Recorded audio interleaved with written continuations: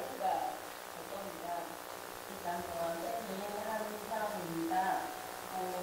제가 선생님을 만나면 궁금해서 꼭 여쭤보고 싶은 것이 하나 있었는데요. 지금 선생님께서는 우리나라 사회성이나 복지를 위해서 지주인으로서 되게 삶을 살아오셨다고 생각합니다. 그런데 지금 우리 사회를 보면 답답한 것도 많고 현실적이지 않은 부분도 많아서 선생님께서 그래도 우리 사회의 조금이라도 희망과 열정을 잃지 않고 계시다면 어떻게 그렇게 생각하시는지 선생님의 생각을 듣고 싶고요. 저 같은 본업에 충실하고 있는 일반인은 우리 사회를 위해서 또 미래 세대를 위해서 어떤 일들을 조금이나마 할 수 있을지 그런 방법을 선생님의 견해를 여쭙고 예, 좀 애둘러서 표현하신 것 같은데요. 질문이. 그죠? 좀 표현을 굉장히 애둘러 하신 것 같아요. 요즘 세월 돌아가는 게 영 안 좋다 그런 거잖아요. 네, 맞습니다. 네. 이제 그게 참 저도 굉장히 궁금했어요. 왜 이렇게 갈까? 네, 궁금했는데 그래서 이제 궁금하면 저 같은 이제 먹물들은 책을 보잖아요. 책에서 찾아보려고. 근데 이제 요즘 제가 드는 생각은 우리가 욕심이 좀 너무 많은 거일 수도 있겠다. 그런 생각 들어요. 우리가 보통 이제 자기 자신에 대해서 뭔가 좀 어떤 걸 판단하려고 할 때는 내 자신만을 놓고 보기도 하지만 다른 사람하고 비교도 해보잖아요. 그러니까 우리 인간들은 불완전한 존재니까 우리 인간이 만드는 모든 것이 다 불완전해요. 그죠? 그러니까 원래 그런 거예요. 그러니까 장자나 노자 같은 철학자가 제자들이 물어보잖아요. 선생님, 이 큰 돌을 깨우치셨으면 이 돌을 피셔야지 왜 돌을 펴지 않으십니까? 이렇게 말하니까 장자에 보면 그런 게 나오는데요. 친구야, 자네가 몰라서 그렇지 도라는 것은 그냥 깨우치고 마는 것이지 펴는 게 아니네. 그렇게 얘기를 해요. 왜 펴면 안 됩니까? 했더니 큰 돌을 펴면 큰 도적이 나오고 작은 돌을 펴면 작은 도적이 나온다. 그렇게 얘기를 합니다. 생각하기에 따라 달라질 수 있는데요. 노자 장자가 보기에는 그 공자의 도라는 것은 아주 큰 도적을 만든 큰 도였어요. 그 도를 가지고 2000년 동안 민중을 지배를 했잖아요. 권력자들. 요즘 IS, 이슬람 국가라는 이름을 가진 그 이슬람 근본주의 무장 세력 때문에 오늘 오바마 대통령이 보니까 이제 오바마의 전쟁을 개시를 했더라고요. 어떻습니까? 마호메트의 도요. 이슬람교의 창시자 마호메트의 도. 그 큰 도를 편 거거든요. 그게 인간들이 그 도를 어떻게 도적질에 이용하는지를 좀 보고 있지 않습니까? 뭐 천주교 중세기에 세속 권력과 결합해갖고 마녀사냥, 십자군 원정 등등 비롯해서 정말 민중의 고혈을 짜는 조직적 범죄를 1000년 동안 저질렀습니다. 이렇게 얘기해도 가톨릭 신부님들은 화를 안 내세요. 맞아, 그렇게 얘기해요. 개신교는 어떻습니까? 그렇게 썩은 천주교를 개혁하겠다고 혁신하겠다고 만들어진 게 에반겔리 개신교인데 여러분들은 오늘 우리나라 한국 기독교 개신교의 현실에 대해서 그것이 진정 민중을 위한 도라고 느끼시나요? 제가 느끼기에는 이것은 큰 도덕질이다 라고 생각할 수 있는 게 너무너무 많아요. 근데 인간이 하는 거니까 그런 거예요. 인간이 불완전한 존재이기 때문에 어떤 위대한 분이 큰 훌륭한 도를 펴도 그 크고 훌륭한 도를 크고 훌륭한 대로 우리가 받아들이지를 못해요. 그것을 비속하게 만들고 그것을 도덕질에 이용한다고. 그게 정상이에요. 우리가 어떤 이상적인 인간관, 이상적인 어떤 사회를 바라는 소망은 우리가 갖고 있지만 우리 현실은 늘 그렇지 않은 거거든요. 그런 생각을 하면서 위로를 해요, 저를 스스로. 그리고 이제 다른 나라하고 비교를 해봐요. 이제 민주주의가 퇴행하고 있다 이런 말을 하는데 민주주의의 시작을 알린 대사건이 프랑스 대혁명이에요. 1789년도요. 1789년도에 혁명이 일어나서 1814년에 왕정복고가 이루어질 때까지 25년 동안 너무너무 많은 사람들이 죽어요. 그리고 옛날에 목 잘렸던 왕의 후예들이 다시 왕이 돼요. 혁명으로 쫓겨났던 모든 기득권자들이 다 복귀해요. 그리고 그 다음 1848년, 1870년 혁명이 일어날 때까지 다시 30년, 60년을 그들이 지배합니다. 이게 프랑스 혁명과 반혁명의 역사거든요. 요즘 유럽에서 제일 잘 나가는 나라가 독일이에요. 그죠? 경제 성장률도 제일 높고 실업률은 제일 낮고 국가도 안정되어 있고 복지도 잘 돼 있고 뭐 수출도 잘하고 잘 나갑니다. 요새 한국에 아우디, 폭스바겐, 벤베, 메르세데스 이런 독일산 자동차가 완전히 휩쓸고 있잖아요. FT 시끄러해놓으니까 미국 차는 발도 못 붙이고 다 독일 차가 먹고 있어요. 일본 차도 요즘은 밀려나고. 그 독일이 어땠습니까? 그 독일이 1918년 1차 대전이 끝나기 직전에 혁명이 일어나서 바이마르 공화국이라는 독일 역사 최초의 민주공화국이 수립됩니다. 사회민주당이라는 중도 좌파 정당이 집권을 했어요. 그 결국은 1933년도까지밖에 못 가죠. 15년 후에 나치 체제가 들어서서 유대인 600만 명을 포함해서 거의 1000만 명에 가까운 전쟁 희생자와 학살 희생자를 만들어낸 대참화를 불러일으킵니다. 그것이 바이마르 공화국에 대한 반동이었거든요.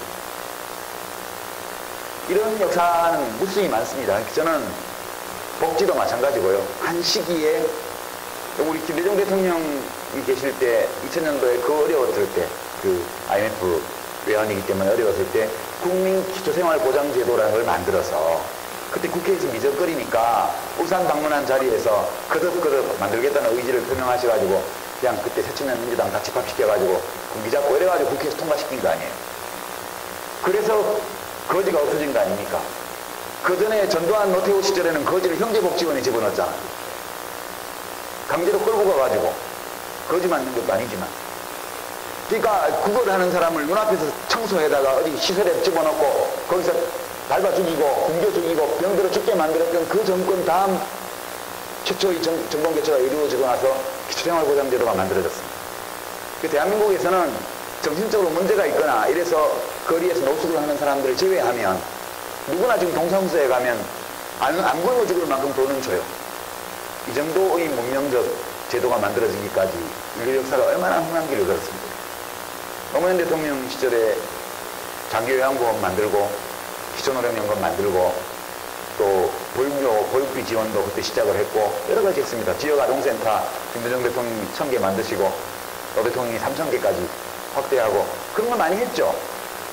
근데 지금 이제 제자리 걸음하거나 일부 후퇴하고 있습니다. 저는 이게 반동이라고 생각해요. 이 반동 그러면 또 이제 북한에서 쓰는 용어니까 제가 저 좌빨 종북 이럴까봐 그러는데 반동이가 리액셔널입니다. 그러니까 컨트라 레볼루션, 반혁명 이런 거예요. 혁명은 이런 학술 용어예요. 우리 김대중 대통령이나 노무현 대통령이 했던 것은 개혁이었죠. 복지개혁, 민주개혁. 개혁에도 반동이 오는 거예요. 반작용이요. 반동이라는 말이 듣기 싫다면 반작용. 그리고 지금 반작용이 진행 중인 거예요. 저는 그렇게 생각합니다. 저는 이 반작용 혹은 이 반동의 시기, 퇴행의 시기라는 거는 다른 나라가 겪었던 거에 비하면 아주 온건한 거라고 생각해요. 좀 너무하더라고. 현직 대통령을 막 어떤 가금류의 동물에 비유한다든가 그 전에 대통령은 설치류의 어떤 동물에 비유를 했고 이런 걸 막 하고 있잖아요. 그건 너무 심해요. 그런다고 해서 잡아넣지는 않잖아요. 그래서 우리가 겪는 이 퇴행, 일종의 반작용 또는 반동 이런 것들은 우리의 민주화 과정이 점진적이고 온건했던 것과 마찬가지로 이것 역시도 상대적으로 강도가 약하다고 저는 생각을 해요. 너무 좌절감을 느끼지 마세요. 한 걸음 나가고 또 한 걸음 멈추고 그렇게 역사는 가는 거라고 생각하고요. 그래서 위로를 많이 받습니다. 저는 이 정도는 아무것도 아니야. 이 정도는 별거 아니야. 국가인권위원장을 상한 인권이 뭔지 모르는 사람을 앉혀놨으니까 엉망이 됐으니까 그거는 정권을 바꿔서 또 좋은 사람을 임명하면 돼요. 요즘 대법원이나 헌법재판소가 아주 보수 일색으로 완전히 갔는데 그거는 퇴임하신 각하하고 현재 계신 각하가 만든 거 아니에요. 다음 각하를 바꾸고 또 비슷한 각하를 또 한 번 더 세워서 하면 대법원 헌법재판소로 다 바뀌어요. 그때는 좀 더 용감하게 해야 되겠죠. 그 전에 10년은 너무 소심해가지고요. 맨날 조중동 눈치 보고 기가 죽어가지고 소신껏 못한 게 많아요. 다음번에 이제 바꾸게 되면 좀 더 소신껏 해서 사회를 바꿔나가는 쪽. 그렇게 되면 예, 또 괜찮아진다고 저는 생각해요. 그래서 쭉 가고 싶은 게 우리 욕심이지만 세상은 그렇게 쭉 가지지 않는다. 예, 그렇게 저는 생각해요.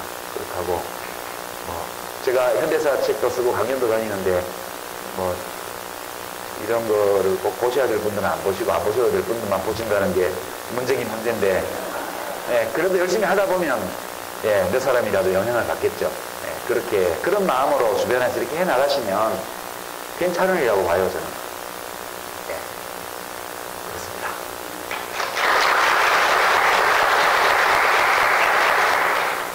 유진님 반갑습니다. 지식 소매상으로서의 선생님의 예술자인 소중교사 박재찬이라고 합니다. 오늘 강연의 주제와 동일한 제목을 가지고 선생님 떠나고 있다가 이야기를 좀 나눠보고 싶어서 선생님이 있는데요. 어떻게 할 것인가라는 책에 재능 없는 열정의 희귀이라는 부분이 있는데 재능이 있는 일에 열정을 느끼는 것이 가장 좋고 그것을 나의 일로 선택하는 것이 대학생들의 중요한 과제라고 말씀하셨는데 재능이 있고 없고는 우리가 어떻게 판단을 내릴 수 있는 건지 그리고 박지성 선수처럼 초기에는 재능이 인정받지 못하다가 열정의 결심으로 좋은 성과를 내는 경우도 있을 텐데 2년 뒤에 재능이 있고 없음을 섣불리 포장해버린다면 더 크게 잘할 수 있는 난으로 되어버리는 게 아닐까 개인적으로 궁금해서 선생님의 생각을 이제 굉장히 어려운 문제인데요. 그러니까 재능이 좀 일찍 나타나는 사람도 있죠. 재능이 되게 늦게 나타나는 사람도 있어요. 그러니까 최근에 있었던 굉장히 가슴 아픈 일인데 경기 필 지휘자였던 구자범 선생이라는 분이 계셔요. 여러분 혹시 아세요?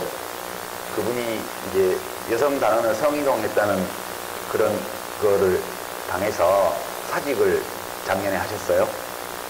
이제 최근에 이제 검찰 발표에 따르면, 경찰 발표에 따르면 전혀 사실 무근이고 그 아주 천재적이고 유능하고 인기 있는 지휘자가 너무 빡세게 연습을 시키니까 레슨할 시간이 부족, 돈벌이를 하려면 레슨을 해야 되니까.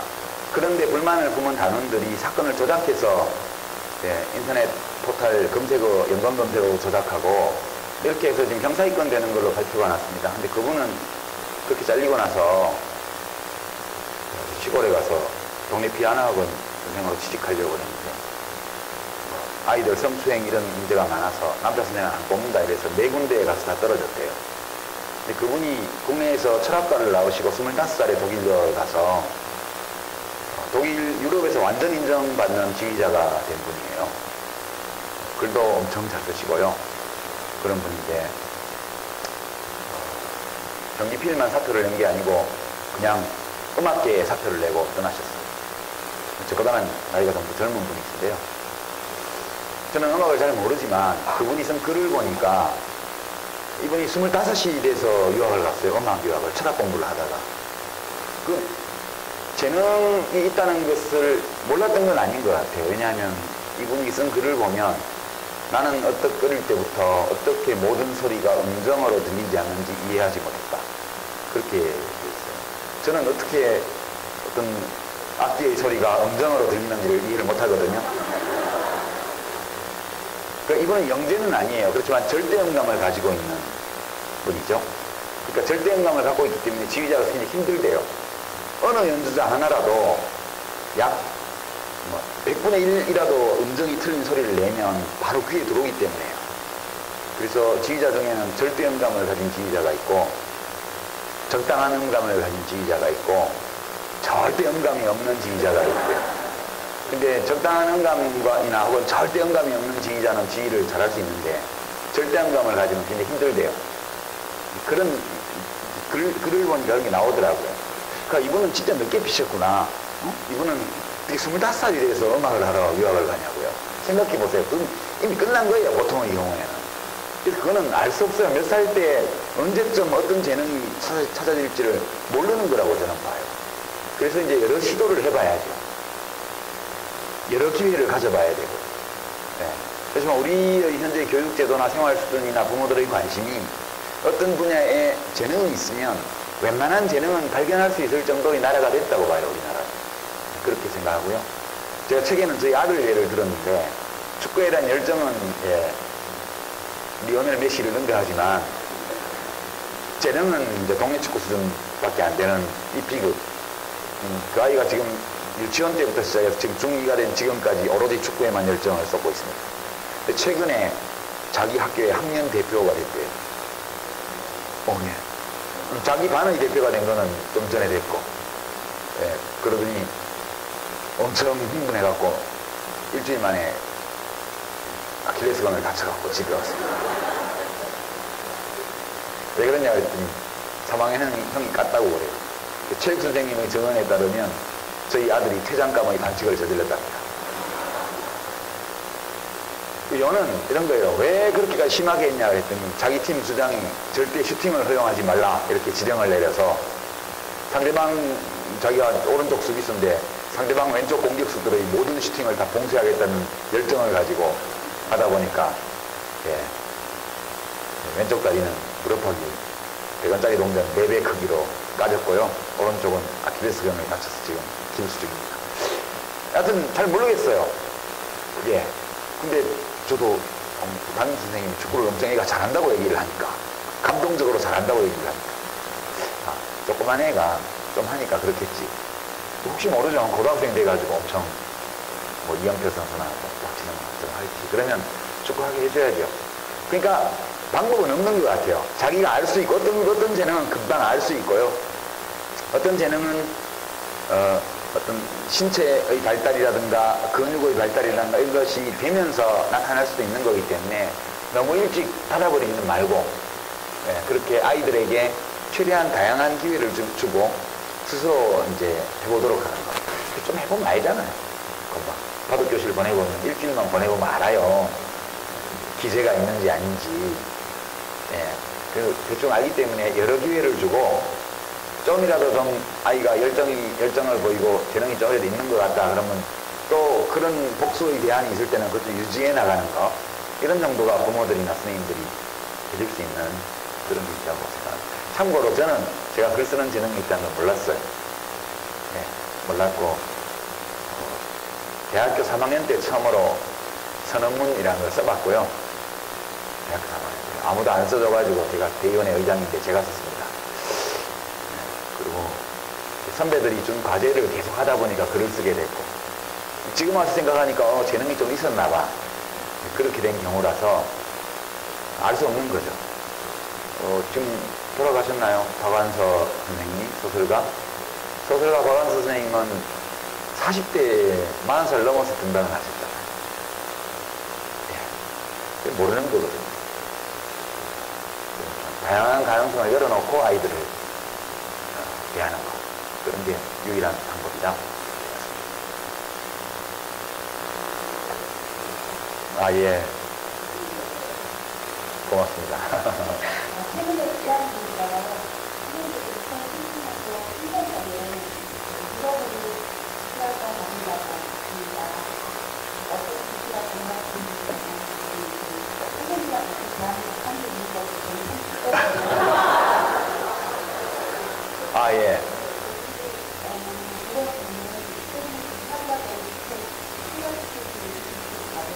예.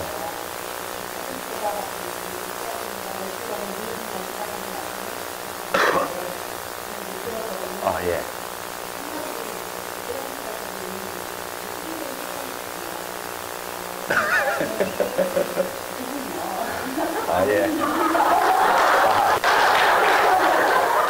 예. 오해의 여지가 없이 말씀하셔야죠. 예. 예. 예. 예. 근데 뭐, 제가 뭐 아니라고까지 말할 정도로 중요한 사람이 아니기 때문에 제가 그냥 뭐 넘어갔습니다. 근데 안 가요. 아니, 그 기사가 전혀 근거가 없는 건 아니고 제가 이제 향후에 집필 계획을 쭉 세우고 있어요. 지금은 이제 글쓰기에 관한 책을 내년 봄까지 작업을 해야 되고요. 그 뒤에 이제 좀 길게 봐서 세계 도시기행 같은 거, 이런 거를 좀 쓰고 싶어서 어디 출판사하고 이제 이야기가 잘 되어서 그런 길에 있는 상황이에요. 근데 이제 가게 되면 아니 뭐 잠깐 갔다 오는 거지 그 비행문 쓴다고 가서 5년을 삽니까? 아니 여기 놔두고 왜 가요? 여기 있으면서 한 보름 갔다 오고 한 달 갔다 오고 이렇게 하는 거죠. 그래서 네, 저는 한국이 좋아요. 나가면 말도 잘 안 통하고 불편해요. 그냥 무슨 그런데 넓은 데 나가야 행복한 건 아니니까 그렇게 말씀드리고요. 토마 피케티에 관한 거는 이제 그 노르웨이전의 정치 카페 오늘 업데이트 때인데 에서 이제 한 시간 넘게 정태인 원장하고 둘이서 진중권 교수하고 셋이서 얘기를 했습니다. 근데 그냥 저는 이제 그 책이 한마디로 말하면 부와 소득 분배의 부의 분배, 소득 분배의 불균등 또는 불평등 이런 것이 있잖아요. 있다는 걸 다 알죠, 그죠? 다 알지만 얼마나 불평등한지, 어떻게 불평등한지, 그 원인이 뭔지에 대해서는 모르잖아요. 뭐 5천만 명이 사는데 그거 어떻게 사는지 다 어떻게 알겠어요. 그런데 그 책에서 인류 역사 내내 소득 분배는 언제나 극도로 불평등했대요. 네, 19세기 들어올 때까지, 20세기 들어올 때까지도 거의 상위 1%가 모든 부의 60% 이상을 가지는, 상위 10%가 사회의 모든 부의 90% 이상을 가지는, 그리고 하위계층, 하위소득계층 절반은 아무것도 못 가진 그런 시대에 그렇게 살았대요, 인간이. 살다가 20세기 들어와서 갑자기 격차가 막 줄어가지고 인류 역사에서 일찍이 찾아볼 수 없을 정도로 소득과 부가 덜 불평등하게 나눠지는 시대를 우리가 살았다는 거예요. 20세기는 그런 점에서 굉장히 특별한 세기고요. 특히 20세기 전반기에 그렇게 부의 불평등이 빠른 속도로 약화되었다는 거, 그게 이제 두 차례 세계대전의 영향, 그와 관련해서 이제 주요 산업국가들이 도입한 소득세, 누진소득세, 노동조합이 강화되고 교섭력이 커진 거, 이런 등등의 요인이 몰려서 작용을 하면서 20세기 전반기에 그것이 굉장히 호전되었다가 1970년대부터 시작해서 그것이 다시 악화되기 시작해서 지금 1900년대 초 수준으로 왔다는 거예요. 전 세계적으로. 미국과 서유럽 통틀었어요. 한국은 어디까지 와 있나 하는 것은 한국의 자료를 갖다가 이제 넣을 수 있게 피케티라는 사람이 자기 홈페이지에 엑셀로 해가지고 어느 나라든 연구자들이 자기 나라의 데이터를 피케티가 만든 그 양식에 따라서 엑셀에 넣고 돌리면 그게 다 나오도록 그렇게 지금 이제 해놨거든요. 그래서 우리나라에도 그 어떤 교수님이 그 작업을 하고 있어요. 근데 이제 지금 잠정 추정 치료는 되게 서유럽이나 미국보다 우리가 좀 더 심한 걸로 이제 나왔다고 그래요. 그쪽이 5, 6 이렇게 피케티 지수가 나오면 우리는 7 이렇게 나오고 높을수록 불평등도가 심한 건데요. 그러니까 되게 우리가 굉장히 오랜 세월 동안 부와 소득이 극단적으로 불평등하게 나눠지는 시대를 살았다가 20세기에 들어와서 이것이 쭉 개선되어서 불평등도가 낮아졌다가 1970년대를 기점으로 다시 상승하기 시작해서 한 50년 동안에 다시 100년 전 수준으로 왔다는 거예요. 이게 유크. 근데 이거를 각종 소득세, 상속세, 어떤 관련 다른 데이터들을 가지고 이 사람이 15년 동안 작업을 했어요. 그 지루한 작업을요. 미국과 서유럽의 주요 산업국에 대해서. 무려 15년간 그 통계 작업을 한 끝에 분배 상태가 그렇게 변해왔다는 것을 이제 증명한 내용이고요. 왜 이렇게 줄어들었다가 지금 왜 이렇게 높아지는지, 그 원인이 뭔지, 어떤 힘이 그렇게 만드는지, 그럼 그때는 왜 내려왔고 지금 왜 올라가는지, 앞으로 이것이 더 올라가지 않고 좀 더 완화되게 만들려면 뭘 해야 되는지, 이런 것에 대한 그 사람 피케티의 여러 설명과 제안을 담은 책이에요. 그렇게 보시면 되고요. 그 책 내용을 요약한 것은 프롤로그, 서장에 다 나와 있어요. 그게 전부 다. 그 사람은 책 많이 팔 생각이 없더라고요. 서장 50페이지만 읽어보면 그 책 전체를 다 알 수 있어요. 그러나 이제 750쪽에 이르는 본편, 그 각주까지, 그걸 왜 보냐 하면, 이제 그 논증의 과정이 되게 아름다워요. 제가 느끼기에. 아주 그 찰스 다윈이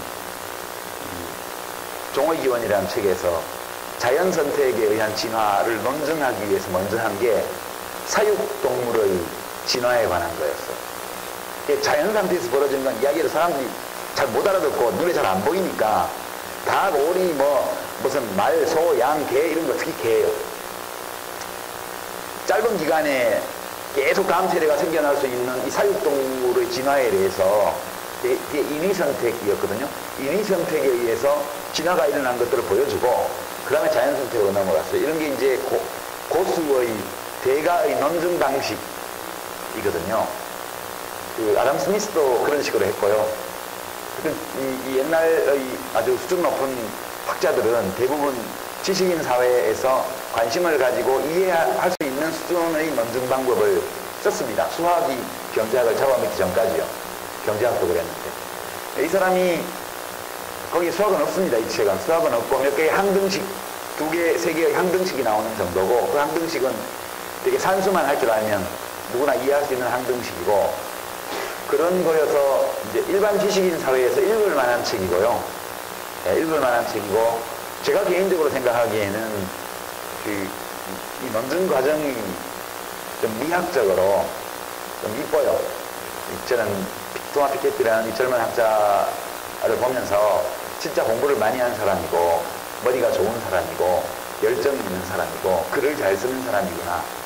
네, 그렇게 느꼈고요. 그냥 경제도 좀 알고 싶고, 경제학에 대해서 좀 알고 싶고, 그리고 이렇게 글도 좀 더 잘 쓰고 싶고, 이런 생각을 가진 분이라면 사서 일주일 안에 읽기는 어려워요. 그렇게 욕심내지 말고 조금씩 이렇게 읽어보면 맛을 느낄 수 있는 책이에요. 저는 굉장히 반가웠고, 이제 그 옛날에 19세기에 18세기 19세기에 아담 스미스라든가 또는 멜더스라든가 또는 도스타인 제블렌이라든가 헨리 저지라든가 이런 사람들이 굉장히 일반 지식인들이 읽을 수 있는 방식으로 그 책을 썼거든요. 존 스튜어트 밀이나 이런 분들의 책을 보는 것 같은 느낌이 들었어요. 저 개인적으로. 그래서 금년도에 나온 책이지만 이게 한 150년 전, 200년 전의 어떤 철학자가 타임머신 타고 와가지고 쓴 것 같은 그런 느낌이 있어서 개인적으로 되게 좋았습니다. 사실은 그 출판사에서 저보고 추천사를 원래 써달라 그랬는데 제가 거절했었고요. 제가 쓸만한 자격이 안 된다고. 그리고 이제 책이 출간된 직후에 열렸던 좌단회에도 좀 나와달라 그러는데 제가 나는 거기 낄 수준이 못 됩니다. 이렇게 하고 거절을 했고, 그리고 책이 나오고 나서 제가 책을 읽어보고 나서, 괜찮은 책이다. 좋은 책이다. 그리고, 대단한 학자이고, 우리나라의 경우에는 그 사람 우리나라 잘 모르죠. 피케티 입장은 한국 학자들이 하라는 거예요. 한국에 관해서는 한국의 학자들이 이 작업을 해보라는 겁니다.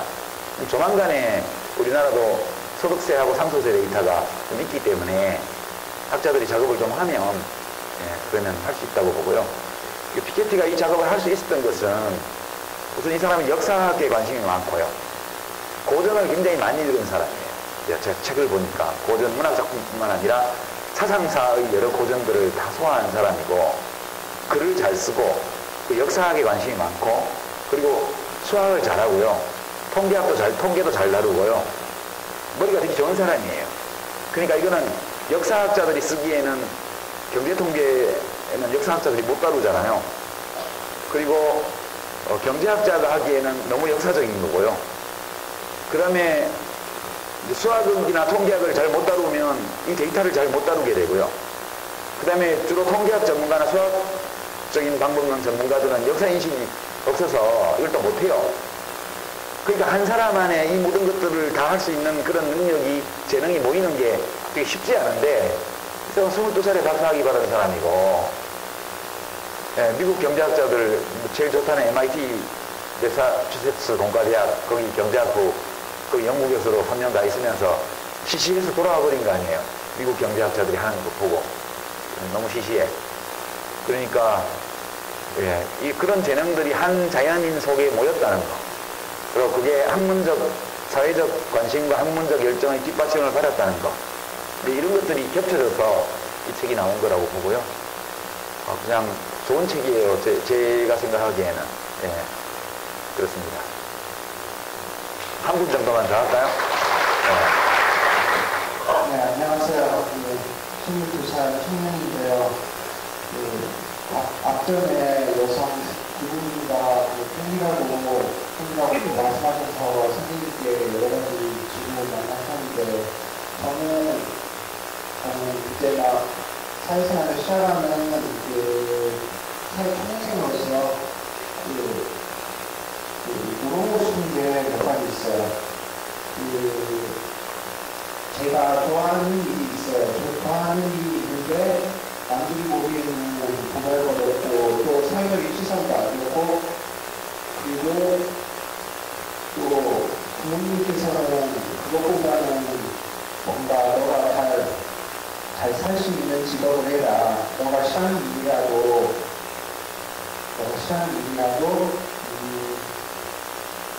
그래도 먹고 살아야 되지 않겠냐.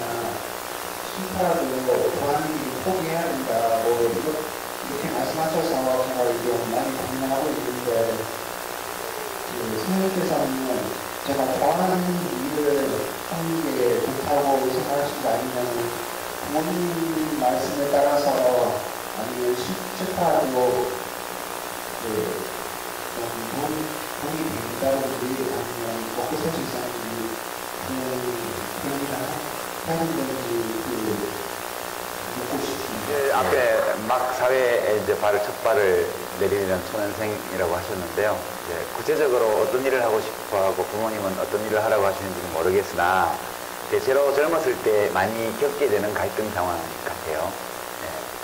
답은 없죠. 이것도 하나의 인생이고 저것도 하나의 인생이니까 어느 것이 옳다고 말하기는 어려워요. 왜냐하면 되게 자기가 사랑하는 사람이 원하는 것을 하기 위해서 내가 원하는 것을 접는 것도 또 있을 수 있는 인생이라고 저는 생각해요.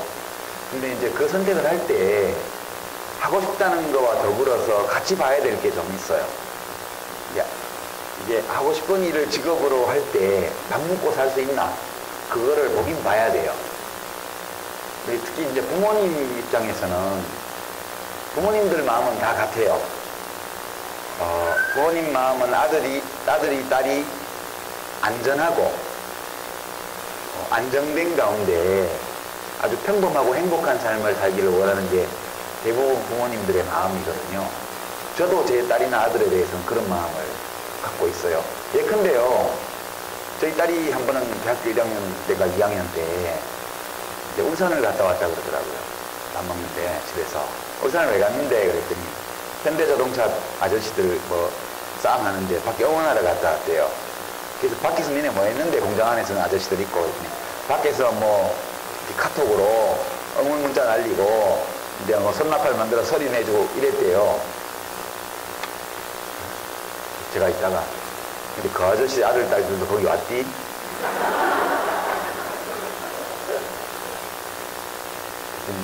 모르겠는데 이래요. 아마 자기 아들 딸이 공부 안 하고 거기 왔으면 빨리 집에 가서 공부하라 그럴 거다 그 아저씨들. 제가 그랬어요. 퉁명스럽게. 근데 이제 생각해 보세요.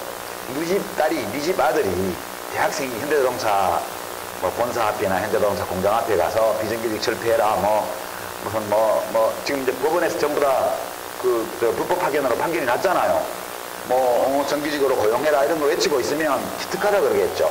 요즘 보기 드문 청년이네.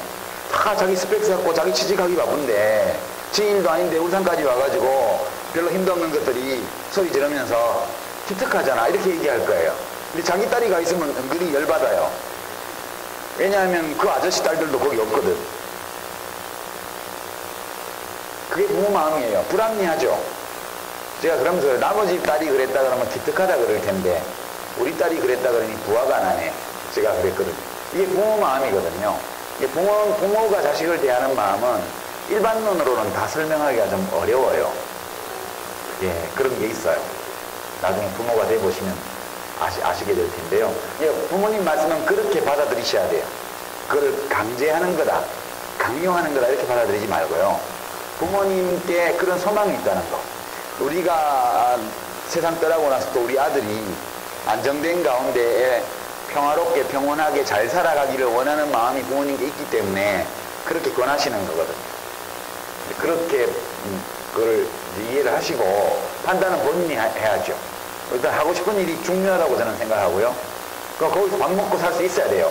그 일을 하면서. 밥 못 먹으면 민폐를 끼치게 되기 때문에 누구에게인가. 그러면 안 되거든요. 부모님한테 이걸로도 밥 잘 먹을 수 있어요 라고 말씀드릴 수 있어야 돼요. 만약 아무리 생각해도 이걸 하고는 싶은데 이걸로 밥 먹는 건 불가능해. 그러면 그건 취미로만 해야 돼요. 저는 낚시를 좋아해요. 축구도 좋아하고요. 그냥 낚시나 축구로는 밥을 못 먹어요. 그러니까 글을 쓰는 거예요. 글쓰기를 직업으로 하면서 낚시나 축구는 취미로 하는 거예요. 여하튼 부모님과의 관계는 대단히 중요하기 때문에, 그리고 부모님 말씀이 액면과는 좀 다른 것도 있다는 거, 그런 걸 염두에 두고 본인이 판단하실 수밖에 없어요. 그러나 최대한 내가 할 때 즐거움을 느끼는 이 일을 통해서 내가 밥도 먹을 수 있고 꼭 성공할 수도 있고 다른 사람은 인정을 받을 수 있다는 전망, 이런 것들을 만들어내서 부모님과 대화하는 거, 그런 게 필요하고, 어느 쪽이 옳다 아니다 이렇게 말하기는 어렵지만 결국 본인이 선택해야 되고요. 나중에 그 선택에 대한 평가도 본인이 해야 돼요. 남들은 못 해줘요. 나중에 제가 20대 때 썼던 기준에 따르면 이 일을 해야 돼 말아야 돼 이렇게 생각을 할 때, 혹은 이것과 이것 중에 어느 걸 해야 돼 이렇게 고민이 될 때, 만약 내가 다 살고 죽을 때가 되어서 이때의 이 선택을 되돌아볼 때 미리 그때가 돼서 생각해 보는 거죠. 그때 잘했네 이럴 것 같으면 하고, 그거 하지 말 걸 그랬어, 그럼 부끄러워 라고 느낄 것 같으면 안 하는 거죠. 이런 것이 하나의 기준이 될 수 있을 것 같아요.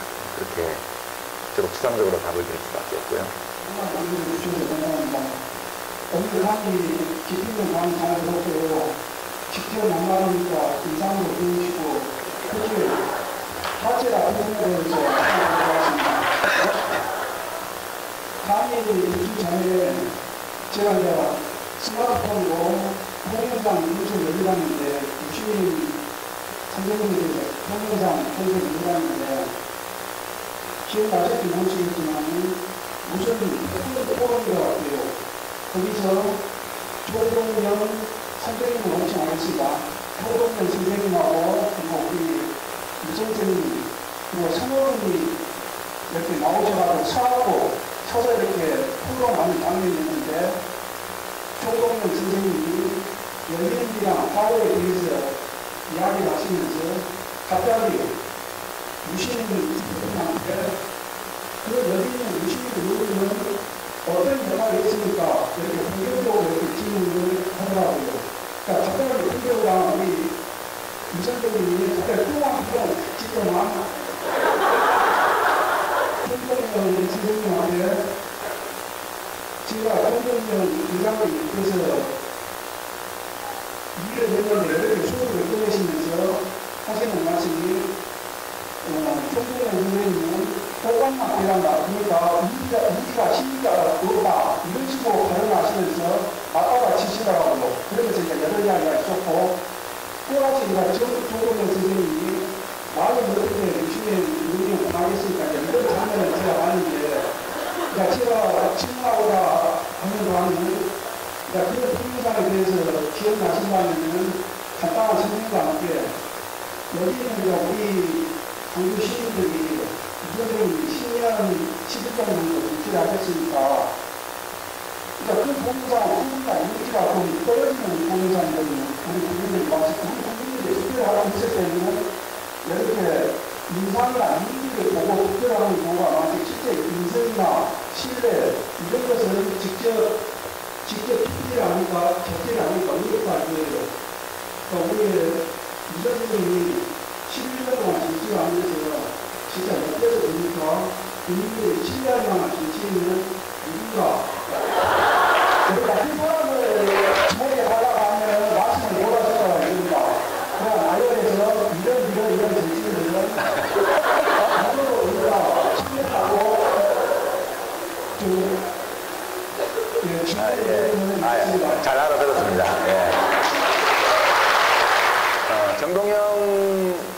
그때 이제 다 경선 후보 시절이었는데 100분 토론 맞아요. 써가지고 하는데 서로 좀 날카로울 때였죠.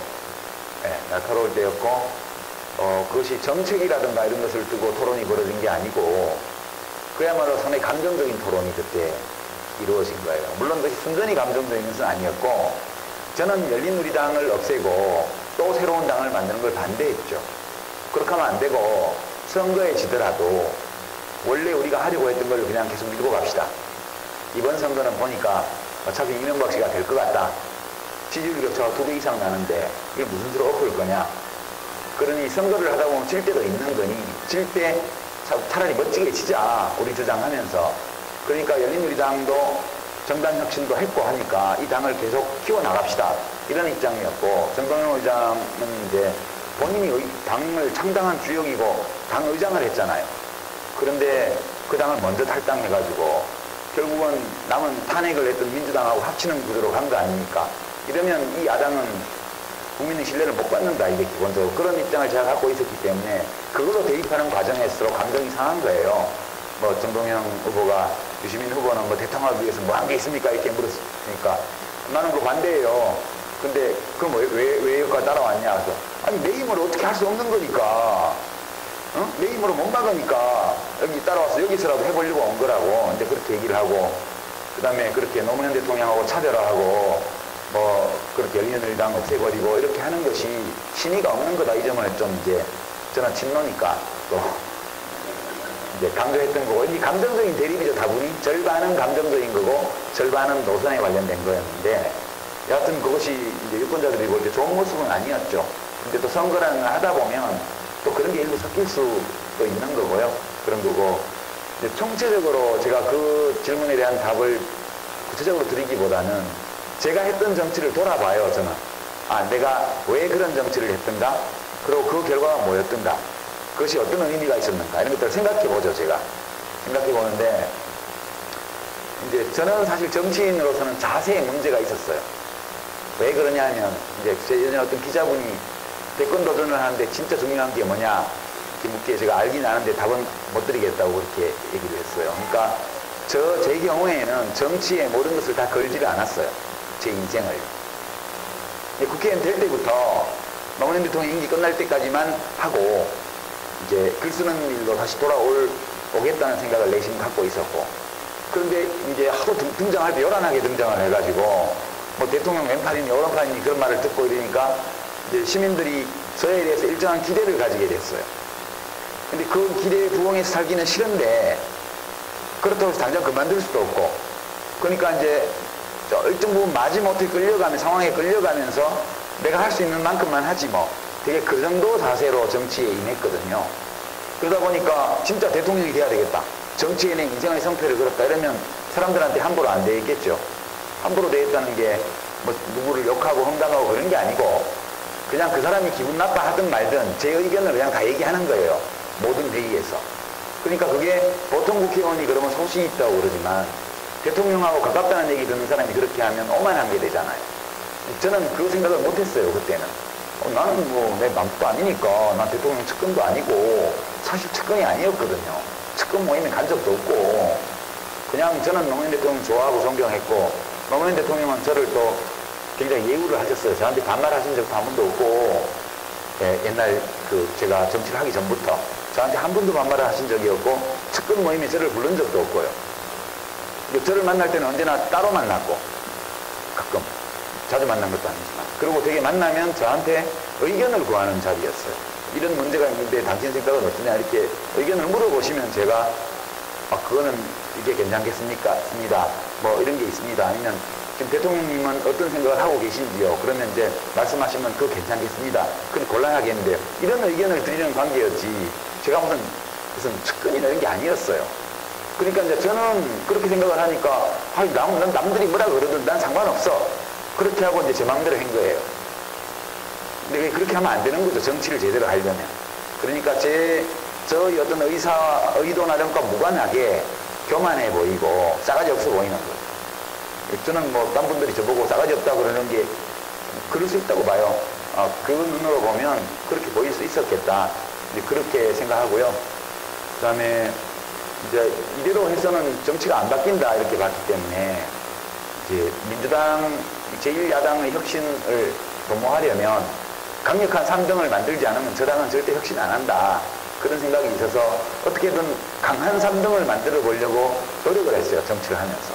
그것이 결국 다 실패로 끝났고 그것이 저 혼자만의 잘못 때문만은 아니라 어찌 보면 강력한 제3당을 만드는데 참여할 수 있는 그 모든 세력들이 가진 한계 이런 것들이 여러 각도에서 나타나면서 이제 정당 정치인으로서 저는 실패했다고 보고 이제 그만둔 거예요. 그렇게 된 거기 때문에 제가 이제 그 질문에 대한 직접적인 답보다는 저는 정동영 의장도 하소연 선배라고 그러지만 욕심이 지나쳤다고 생각해요. 지금 생각해도. 너무 자기의 야망을 위해서 많은 것들을 무너뜨렸다. 그렇게 생각하고요. 저는 좀 너무 철없이 행동했다.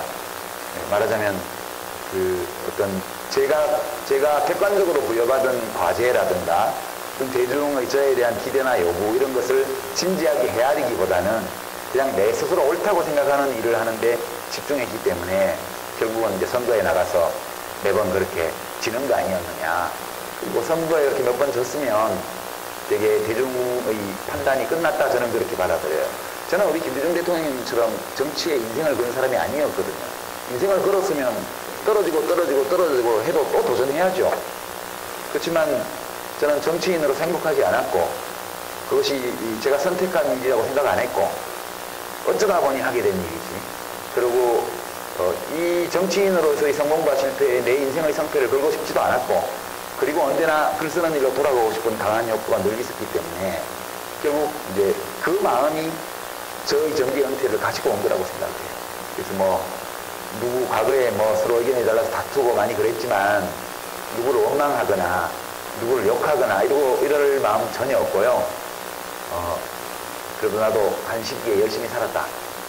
그것이 내가 원했던 바는 아니었으나 어찌고 살다 보니 국회의원 출마를 안 할 수가 없었고 어떻게 살다 보니 그래도 장관 하면서 하고 싶은 일이 있어서 시켜달라 그래서 부탁드려서 했고 그리고 되게 이제 국회의원 5년 장관 1년 반을 하면서 제가 했던 몇 가지 일들이 있는데 그 정도면 이제 5년간 월급 받았으니까 제가 국가에서 한 6억 원 정도 받았었거든요. 60개월 동안. 그러니까 그 정도는 했지 않을까. 내가 이렇게 돈으로 치면 그 정도 월급 값은 했지 않나? 그런 생각하면서 한 달에 1,000만 원 정도 썼으니까 제가 월급은 60개월 했으니까 제가 6억 원 썼네요. 그죠? 근데 사실 국회의원을 안 하고 정치를 안 하고 그냥 글을 썼으면 돈은 훨씬 많이 벌었을 텐데 이런 생각도 속으로 하면서 그래도 연봉값은 했다 내가 정치하면서 그 정도 작은 자부심을 가지고 지금 다시 평범한 시민으로 돌아와 있는 상황이거든요. 이게 저에게 요구되는 정치적 역할은 앞으로 없다고 생각해요.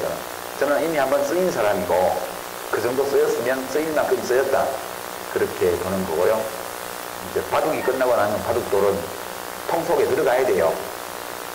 장기가 한 판이 끝났으면 말들이 통 속에 들어가야 되는데 통에 들어가야 될 말이 지 아직 안 끝났다고 주장하면서 계속 판 위에 돌아다니면 그 다음 게임을 제대로 할 수가 없잖아요. 그러니까 저처럼 한 시기에 열심히 했고 기대를 받았고 유명해졌고 그런 가운데 소신껏 해서 실패했으면 이제 내가 뛴 이 게임은 한 판이 끝났다.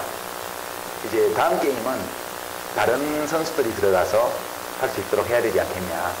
그런 생각이고 그 생각은 변함이 없고요. 앞으로 정치를 다시 할 일은 없을 겁니다. 저는 그 정도로 말씀드리겠습니다. 뜨거운 박수 부탁드립니다.